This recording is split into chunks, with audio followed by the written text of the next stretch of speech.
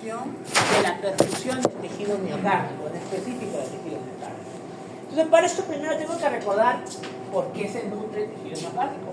El tejido miocárdico se nutre por las coronarias, una coronaria derecha y una coronaria izquierda. La coronaria izquierda básicamente irriga gran parte del corazón izquierdo, pero sobre todo la parte del tabique interventricular, y el corazón derecho que irriga la coronaria derecha que irriga el corazón derecho, pero sobre todo la aurícula derecha, que es donde está el nódulo sinusal, ¿no?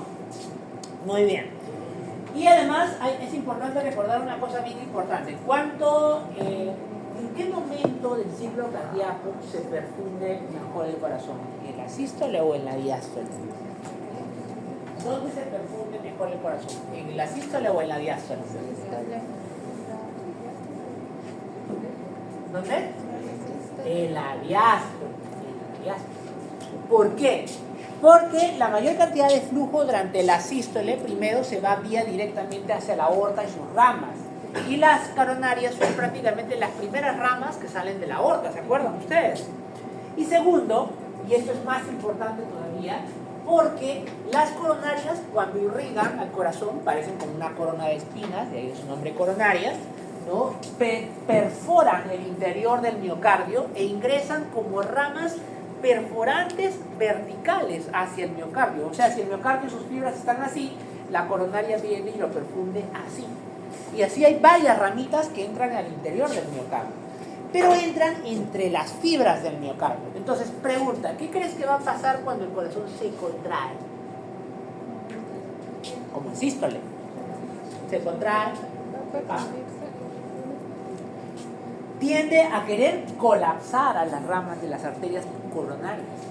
Por eso es que cuando se perfunde mejor el corazón, cuando está relajado, o sea, en diástole, porque al estar en diástole, el colapso que intentan ocasionar los miocitos a las coronarias es mucho menor. Entonces el flujo es mayor. Por eso la perfusión de las coronarias se va básicamente en diástole. El corazón se perfunde en diástole. Muy bien. Entonces, la insuficiencia coronaria, más conocida como enfermedad coronaria isquémica, ¿ya? Es una insuficiencia que se da por dos tipos de cosas. O porque tenemos un aporte de oxígeno menor, o porque tenemos un aumento del consumo de oxígeno. Porque puede pasar que yo tenga buenos pulmones, esté teniendo una buena cantidad de hematosis, pero el problema es que mis requerimientos aumentan excesivamente. Y si mis requerimientos aumentan por encima de la oferta, entonces por lo tanto puedo entrar en isquemia, ¿no? O puede ser por disminución del aporte sanguíneo. Vamos a empezar por el aumento de consumo. En el aumento de consumo puede ser dos cosas. Uno, la frecuencia cardíaca. Porque si yo tengo mayor frecuencia cardíaca, tengo una mayor cantidad de contracciones por minuto, por lo tanto, y además un menor tiempo de diástole. ¿Se acuerdan ustedes que hemos dicho que para aumentar la frecuencia cardíaca disminuye el tiempo de todo el ciclo cardíaco, ¿cierto? ¿Cuál era la fase del ciclo cardíaco que disminuía más en la taquicardia? El llenado ventricular, donde se perfunde mejor el corazón. En la relajación, en la diástole, o sea, parte del llenado ventricular. Por eso la frecuencia cardíaca aumentada también aumenta más el consumo, pero también disminuye la forma. Y la hipertrofia ventricular izquierda. Si yo tengo un ventrículo muy engrosado, tengo mucha cantidad de actina y de miocina, mi demanda aumenta, pero mi aporte no, porque yo les he dicho que las coronarias no crecen, no se crean más coronarias, por lo tanto aumenta el consumo de oxígeno. Habitualmente estas dos por sí solas no son capaces de producir un infarto o una enfermedad coronaria, porque si no, imagínate, cada vez que yo hiciera esfuerzo, pues me infartaría, ¿no? Entonces, no, habitualmente sí, ayudadas por enfermedades que producen menor aporte, son las que aumentan el riesgo de un infarto, ¿entiendes? Por eso es que estas cosas de aquí aumentan el riesgo de que si yo tengo menor aporte de oxígeno, puedo producir un infarto, ¿ya? Vamos a las condiciones que disminuyen el aporte de oxígeno. Las condiciones que disminuyen el aporte de oxígeno hay dos. O bien yo tengo un contenido de oxígeno disminuido en todos mis tejidos, o bien tengo un flujo coronario disminuido, ¿ya? ¿Cuándo tengo un contenido de oxígeno disminuido por completo? Por ejemplo, la anemia.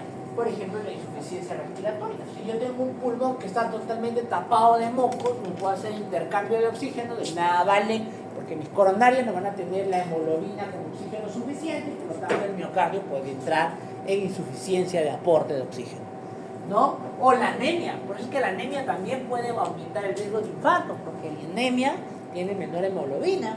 Tengo menos hemoglobina, tengo menor carrito que lleva el oxígeno. ¿Qué vale que yo tenga buena sangre que lleva el miocardio si no llevo el oxígeno? ¿Cierto? Y esta es probablemente la más importante, es la disminución del flujo coronario. Y ahí tengo dos: menor perfusión y por obstrucción. Menor perfusión, sobre todo el estado de shock, lo que hemos visto. El shock, doctor, ¿puede provocar o precipitar un infarto? Por supuesto que puede precipitar un infarto. Porque aquí lo que yo tengo es que el flujo generalizado de todos mis órganos está disminuido, incluyendo el del corazón. Entonces puede producirse un infarto también. O, y esto es lo más frecuente, la obstrucción, que puede ser aguda por un trombo que se ha formado intempestivamente o crónica por una placa de ateroma. Muy bien. Doctor, ¿yo siempre tengo una de estas? No, yo puedo tener varias de estas variables. Puedo hacer que tenga una placa de ateroma y que tengo una placa tan grande y encima tengo anemia y encima hago actividad física o reniego, infarto. Porque he acumulado 1, 2 y 3 variables para disminuir, para que se presente la insuficiencia coronaria. Muy bien, no vamos a hablar un poco de la aterosclerosis ni nada de eso, porque eso lo vamos a ver en la próxima clase. No vamos a hablar de cómo se forman las fases, eso lo vamos a hablar en la próxima clase. Pero el hecho es que las placas de ateroma, como ustedes pueden ver acá, son formaciones de placas, ya, si quieren decirlo así de manera simple, grasa por debajo del endotelio vascular. Y eso es importante entenderlo, por debajo del endotelio vascular. Las placas de grasa no son placas de grasita que se han formado encima de la arteria, no, si no, imagínate qué fácil sería. Yo agarro, el cirujano vascular ingresa, agarra con su espátula y saca nomás la grasa, y eso no es así. ¿Dónde está?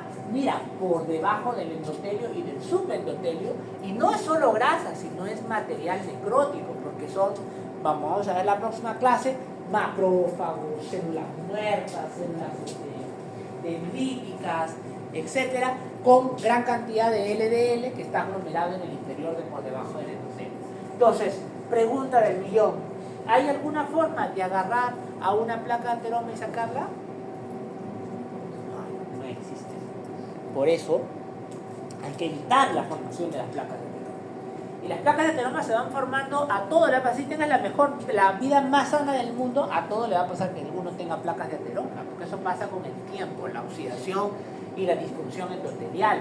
Pero hay cosas que la agravan más, por ejemplo, diabetes, hipertensión y algo que les encanta a los estudiantes de medicina, el tabaco. Pues el tabaco produce un montón de placas de ateroma, ¿no? Entonces, ahorita cuando fumas, lo que estás haciendo es asegurarte que mañana más adelante tengas un síndrome coronario. Muy bien, listo. ¿Y esto qué cosa puede provocar? Esto provoca un espectro que se llama las placas estables y las placas inestables. Mira, yo puedo tener primero una placa así como esta, que está por debajo del endotelio, y que obviamente va a disminuir el flujo, pero como no tiene un lumen tan disminuido, la disminución de flujo no es suficiente como para provocar un infarto, ¿no?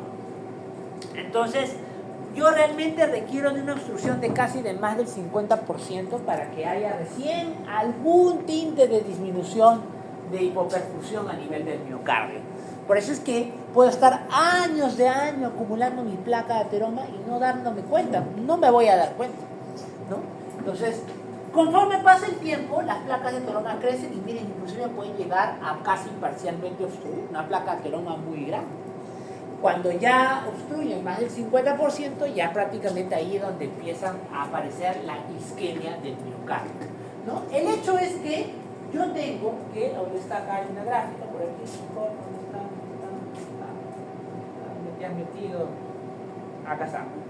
Entonces, mira, con el tiempo, la placa de ateroma va creciendo, hasta que puede producir una obstrucción parcial. Normalmente esta placa, como les dije, el mecanismo compensatorio por los que he mencionado hace que el corazón pues, no sienta la disminución de flujo. ¿Cuándo empieza a aparecer la disminución de flujo? Cuando mis requerimientos aumentan. Por ejemplo, yo tengo esta placa, ¿ya? Y no tengo síntomas, no tengo dolor, no entra en isquemia mi miocardio porque la luz todavía sigue siendo suficiente como para aportar. Pero vamos a suponer que yo agarro y ahorita me decido hacer una maratón completa y comienzo a correr, a correr, a correr. Si yo corro, hago más contracción. Si hago más contracción del ventrículo, disminuye, ¿no?, la luz de las coronarias, producto de la contracción, y además aumento la demanda porque el miocardio comienza a requerir mayor oxígeno porque lo estoy quemando, porque estoy utilizándolo. Entonces, allí es donde aparecen los síntomas propios de la insuficiencia coronaria o la enfermedad isquémica. ¿Por qué? Porque yo he aumentado las demandas comparado a lo que mi vaso obstruido puede llegar a aportar. Entonces, ¿cómo se manifiesta la isquemia del corazón? Con un cuadro típico que se llama angor o angina, o sea, dolor retroesternal, dolor de pecho. Ahorita vamos a ver cómo es la angina. ¿Ya? Así se manifiesta el dolor isquémico por el corazón.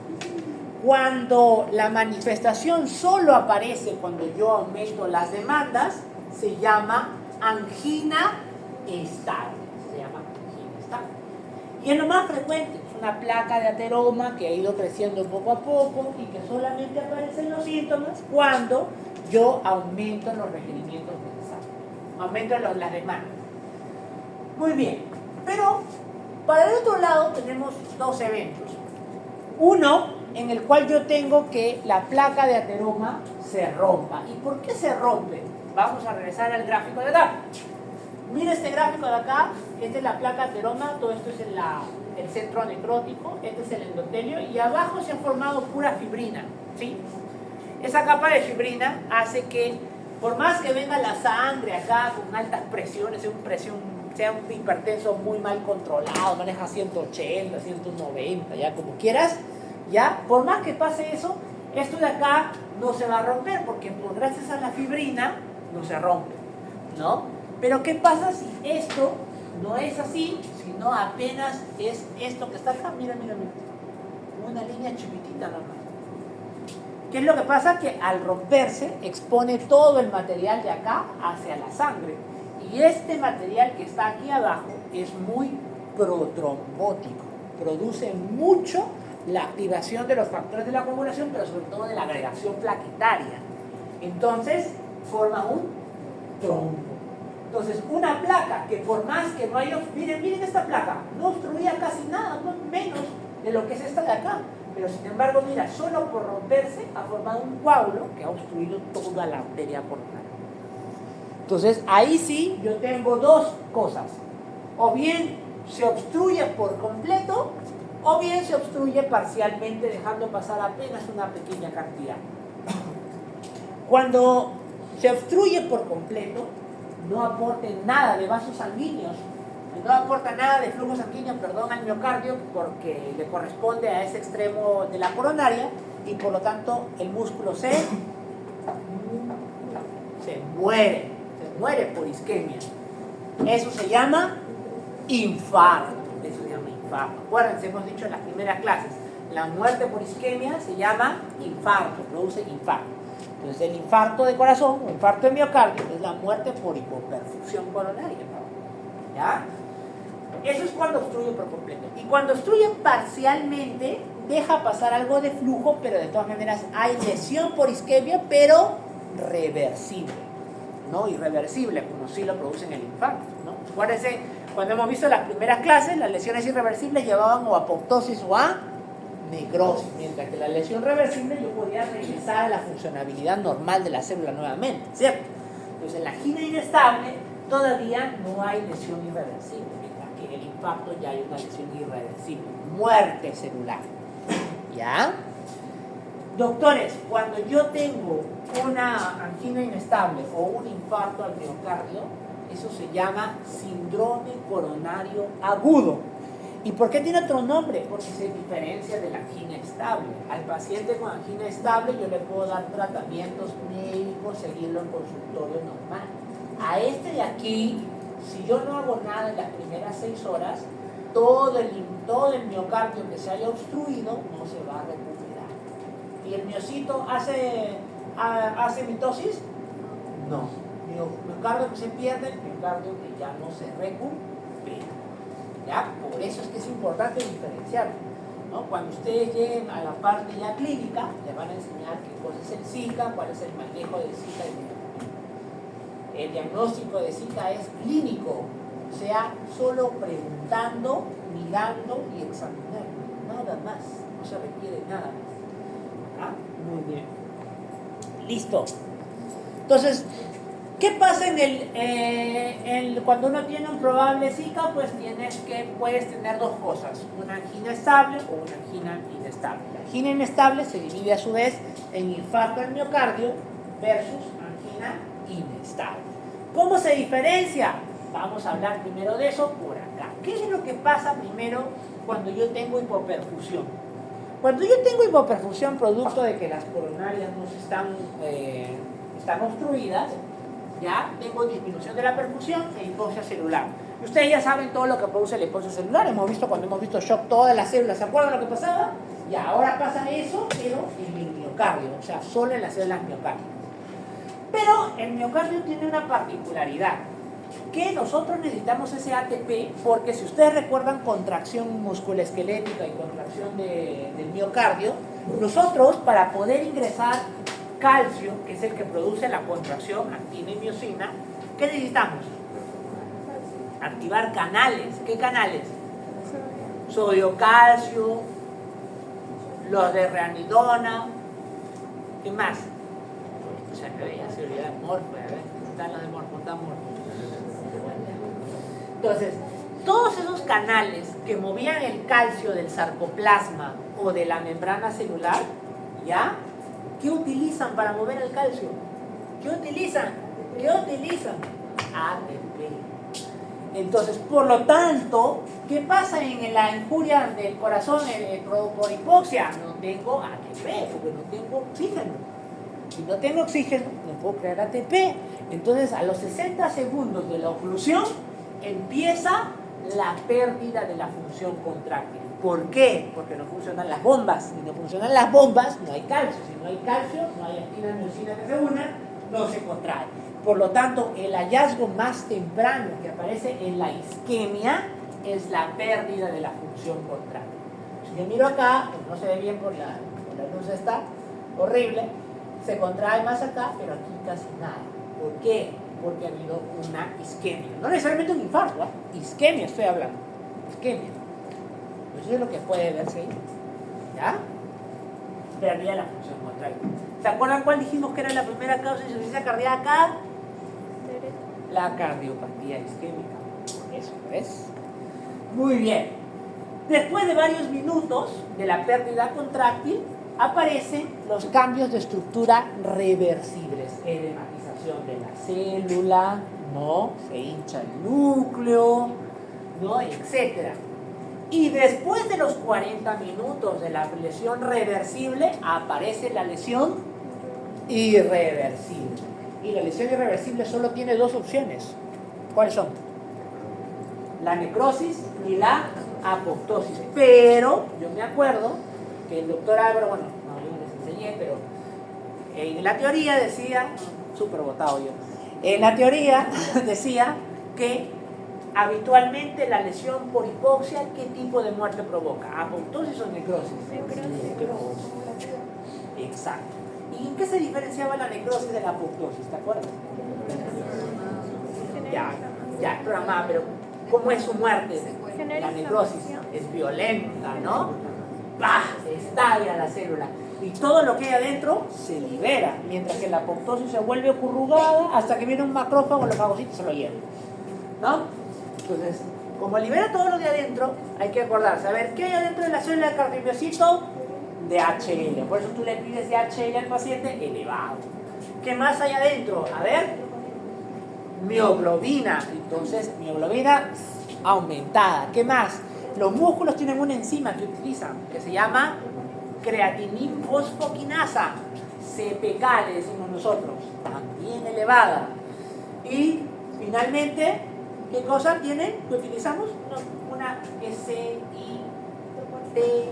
que movían a la tropomiosina. ¿Cómo se llamaba? Troponinas.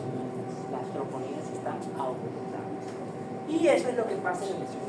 Por lo tanto, si yo tengo CPK, troponinas, mioglobinas aumentadas, ¿qué está reflejando? Muerte por necrosis, o sea, infarto. Por eso, ¿cómo diferencio, doctor, yo una angina de un infarto? Esto está elevado. Las troponinas, todo eso. Los cambios electrocardiográficos no sirven para diferenciar entre angina y infarto, porque los dos tienen lo mismo. Lo que lo diferencia son estos, el aumento de esta etapa. Listo. Y después de las horas ya aparecen los cambios macroscópicos, ¿no? Y aparecen, ¿cuáles son los cambios macroscópicos? El miocardio pálido, que no se mueve enteramente, cambio de coloración, ¿no? Y hasta puede haber ruptura del miocardio. ¿Ya? Doctor, tú dices entonces que a los 40 minutos desde que ocluí hay muerte celular. Sí, correcto. Ahora, pregunta. A ver, vamos a suponer, yo soy la coronaria, está acá, y todo esto es el cuadro que yo perfundo, ¿ya? Pregunta, ¿a los 40 minutos todo el recuadro se muere? No. ¿Qué se muere primero? Lo de acá, y luego poco a poco lo de allá, ¿cierto? Ya, muy bien. Así pasa en el infarto. Entonces, ¿por qué es importante que ustedes aprendan a reconocer un infarto? Porque actualmente existen terapias para agarrar, entrar por la arteria femoral o la arteria subclavia y agarrar y meterle un líquido acá para romper el trombo. ¿No? Se llama trombolisis, que utilizamos un líquido muy parecido al PAI-1, que era el que rompía el plasminógeno, ¿se acuerdan? Ya, igualito. Eso es el cardiólogo, ¿no? Entonces, el cardiólogo manda y hace eso. Pero, ¿qué pasa si yo lo hago después de muchas horas? ¿Tiene sentido? No, porque ya en los 40 minutos empezó a morir. Y si ya se muere, ¿se va a recuperar? No se va a recuperar. Por eso es importante que ustedes aprendan, por lo menos ahorita, a conocer un poquito de lo que es infarto, para que cuando ustedes lleven cardio, se deben reconocer. Ustedes saben que ustedes van a ser médicos residentes, van a estar en los tópicos, por lo tanto van a ser el primero el que tenga contacto con el paciente. Si ustedes no lo reconocen, no van a mandarlo a show trauma y no van a llamar al cardiólogo. El cardiólogo no está sentado ahí esperando a que vengan los infartos. Son los médicos que están haciendo las guardias los que detectan el infarto y llaman al cardiólogo. Es como yo, como nefrólogo, no estoy esperando a ver que vengan pacientes para dializar. Tengo que esperar a que algún médico de ustedes reconozca un paciente y si me llaman, yo lo evalúo y le pongo la dieta. Igual. ¿Ya? Muy bien. Listo. Entonces todo eso es el infarto. Muy bien. Y el infarto, como la angina inestable, provoca lo que se llama la elevación del LST o LST elevado. ¿Cuándo se produce el LST elevado? Cuando hay un infarto o isquemia transmural, o sea, que va desde el endocardio al epicardio, ¿no? ¿Y por qué se produce? Porque en la zona del infarto, chicos, en la zona del infarto, la polaridad se invierte y por lo tanto, la línea, ¿te acuerdan cómo era la línea isoeléctrica del corazón? ¿Dónde debía estar? ¿En cuánto de voltaje?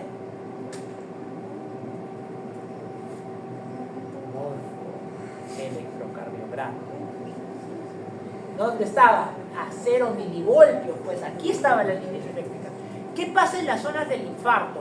La polaridad se invierte y de lo que debe de ser 0, más bien se vuelve negativa. Entonces, la línea isoeléctrica está por abajo. Y cuando el miocardio se contrae, se despolariza. Por lo tanto, el voltaje aumenta. Pero como ya estaba negativo, lo que hace es volverse 0. Entonces, cuando tú miras el electrocardiograma, te pareciera que está más arriba, pero no, lo que pasa es que toda la línea isoeléctrica ha bajado. Y cuando se despolariza, se ha vuelto 0. Por eso es el ST elevado.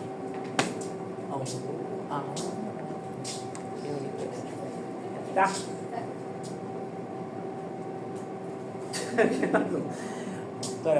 Muy bien, listo. Ahí está. Entonces acá están. En realidad hay más cambios electrocardiográficos, ¿no? Por ejemplo, la elevación del ST que hemos dicho, la inversión de la onda T, ¿no? Cada uno para que lo revisen en sus seminarios. Muy bien. Entonces la obstrucción de la arteria coronaria, miren ustedes, puede producirse por una placa de ateroma, por trombo, por vasoespasmo, ¿no? Y pueden dar diferentes tipos de infarto, subendocárdico, total transmural, o sea, toda la pared del vaso, o puede ser subepicárdico, ¿no? Muy bien.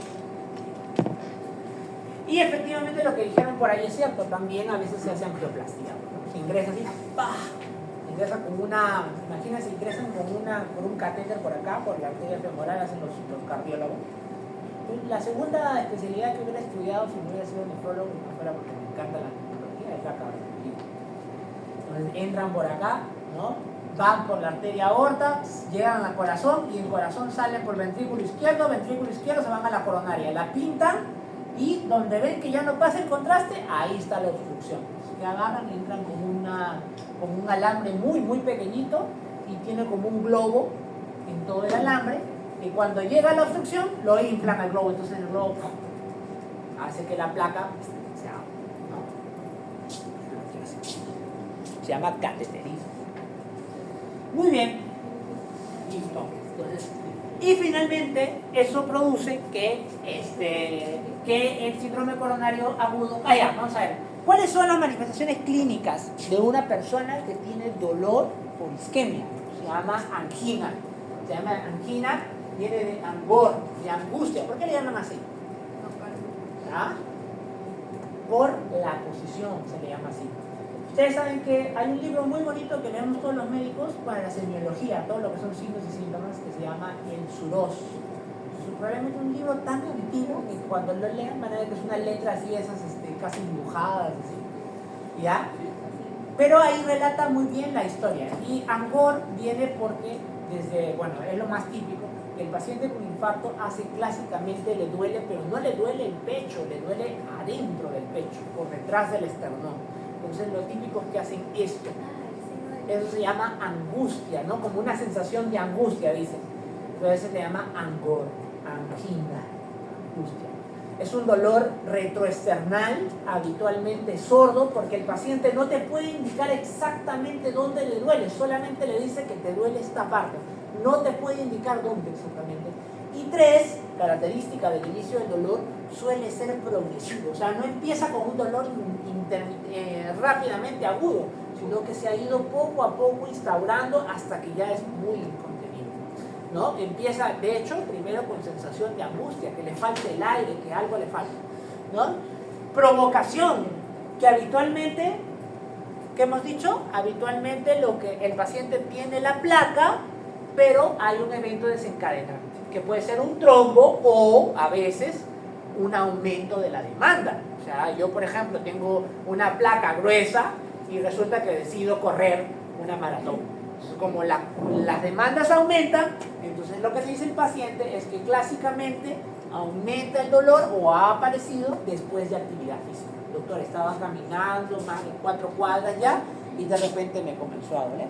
Hay otros pacientes que tienen una placa tan inestable que a veces empiezan a comer y al empezar a comer, ¡bah!, se caen, se desmayan, porque pues se rompe la placa. Muy bien, calidad del dolor es más una molestia que un dolor. Y la radiación. ¿Por qué la radiación? Porque primero, hay que recordar, el dolor suele ser solamente retroesternal a nivel izquierdo y suele ser difuso y no localizado porque el plexo cardíaco tiene conexión acá, hacia el plexo cervical y finalmente el plexo braquial.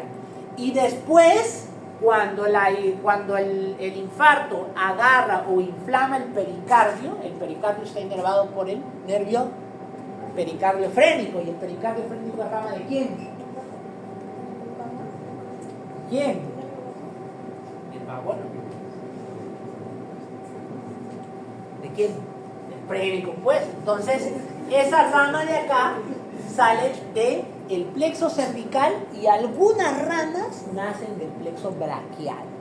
Entonces, el dolor es referido y por eso le dice dolor de pecho que se irradia al cuello, a veces hasta la mandíbula, plexo cervical, y a la cara interna del brazo izquierdo. Porque las primeras ramas que comparte con el frénico son las primeras ramas que comparte con el ductal. Por eso es que el dolor se irradia a la mano izquierda. ¿Ya? Listo. Ahí nos quedan hechos.